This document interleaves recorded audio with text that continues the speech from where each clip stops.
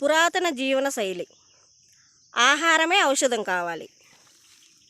ఇదిగోండి, ఇప్పుడు మీరు చూస్తున్న చెట్టు ఈత చెట్టు అండి. ఈత చెట్టు అంటే పల్లెటూరులో చాలామందికి తెలుసు. సిటీలో ఉన్న వాళ్ళకి కొంతమందికి తెలుసు, కొంతమందికి తెలీదు. ఇది ఖర్జూరం చెట్టు పోలి ఉంటుంది, కానీ ఖర్జూరం చెట్టు కాయలు కూడా అలాగే ఉంటాయి. కానీ కాదండి, ఖర్జూరం కాయలు కొంచెం ముడతలు ఉంటాయి. ఈ కాయలు కొంచెం స్మూత్గా షైనింగ్గా ఉంటాయి. ఇవి ఫస్ట్ కాయలు గ్రీన్ కలర్లో ఉంటాయి, తర్వాత ఇలా ఆరెంజ్ లైట్ గోల్డ్ తర్వాత ఆరెంజ్లోకి వచ్చి బాగా పండిన తర్వాత మెరూన్ కలర్లోకి వస్తాయి ఈ కాయలు.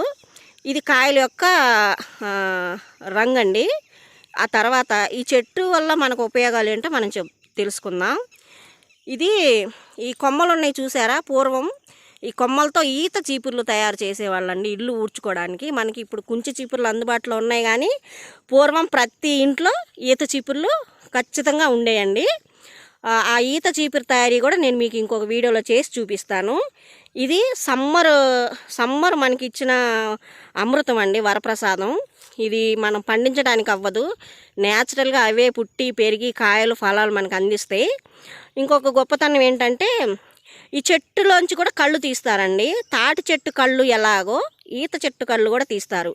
కాకపోతే తాటి చెట్టు కళ్ళు పైన తీస్తారు, అంటే చెట్టు పెరిగే కొంది పైన తలలో తీస్తారు. ఈత చెట్టుకు అలా కాదండి, మొదల నుంచి అంటే భూమిలోంచి ఒక మోకాలు ఎత్తు కానీ నడుములు ఎత్తు కానీ కట్ చేసి అక్కడి నుంచి కళ్ళు తీస్తారు ఈ చెట్టుకి. అక్కడి నుంచి కళ్ళు తీయడానికి కారణం ఏంటంటే తాటి చెట్టుకి కింద నుంచి పైకి వెళ్ళే ఎనర్జీ ఉంటే ఈ చెట్టుకి పైనుంచి కిందకు వస్తుంది ఒక వాటర్. అందువల్ల ఈత చెట్టుకి కింద గాయం చేస్తారు. ఇది ఇంకొకటి, ఈ కాయల వల్ల ఈ చెట్టు వల్ల ఉపయోగాలు ఏంటో చూద్దాం. ఇప్పుడు ఈ చెట్టు కొమ్మ ఉంది కదా, ఇదిగోండి, ఇవి ఒక 4-5 తీసుకొని, ఇవి నేచర్లో ఉంటాయి, మనకి దుమ్ము ధూళి ఏమి ఉండదు. చూడండి, నేను కొండ ప్రాంతంలో ఉన్నాను. ఈ చివరన కొంచెం ముళ్ళు ఉంటుంది, చాలా జాగ్రత్త. ఈ ముళ్ళు కట్ చేసి ఈ 4-5 ఏం చేయాలంటే రోజు ఒక 2 చొప్పున, ఉదయం కానీ మధ్యాహ్నం కానీ మనం బ్యాగులో అలా పెట్టుకోవచ్చు. రోజు 4 చొప్పున నోట్లో పెట్టుకొని నవ్వలాలి. నవ్వినప్పుడు మన లాలాజలంతో మిక్స్ అయ్యి దాంట్లో ఒక మెడిసిన్ వస్తుందండి. నోటిపూత, నోట్లో పుండ్లు, తర్వాత చిగుర్లు వాపు, ఆ తర్వాత పేగులో చాలా పెద్ద పుండ్లు వస్తాయి చాలామందికి. చాలామంది చాలా ట్రీట్మెంట్లు చేయించుకున్నా కానీ తగ్గదు. కానీ ఇవి ఒక 2-3 ఆకులు ఉదయము మధ్యాహ్నము సాయంత్రము, టైమింగ్స్ లేదు, పత్యాలు లేవండి. 4 ఆకులు అలా ఒక ఆకు నవిలి రసం మింగితే ఆ రసమే మన పుండ్లకి మెడిసిన్ అనమాట. తర్వాత ఈ కాయల గురించి చెప్పుకుందాం.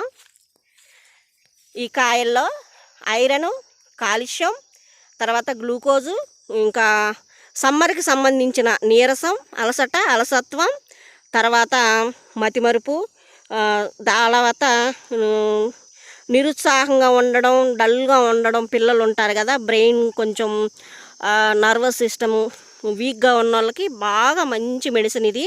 ముఖ్యంగా బ్రెయిన్కి, ఎండలకి, వేడి తగ్గడానికి చాలా మంచిదండి.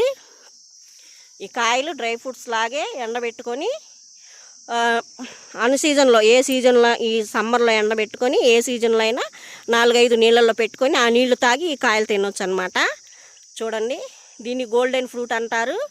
ఇది ఎక్కువగా కొండ ప్రాంతాల్లోనూ ఎడారి ప్రాంతాల్లో, చాలా ఎడారి ప్రాంతం అంటే వాటర్ తక్కువ ఉంటుందండి, అంటే వర్షాధారం కూడా లేని ప్రాంతాల్లో ఈ చెట్టు ఉంటుంది అన్నమాట. ఈ చెట్టు ఎక్కడైనా నిలబడగలిగే శక్తి ఉంటుంది.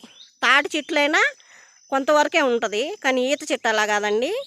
ఎడారి ప్రాంతాల్లో కూడా ఈత చెట్టు మనగలిగిద్ది. ఇది కూడా తాటి చెట్టు మాదిరి చాలా అడుగులు, 30 అడుగులు 40 అడుగుల ఎత్తులో కూడా ఈ చెట్టు ఉంటుందండి. చూడండి, చూశారు కదా.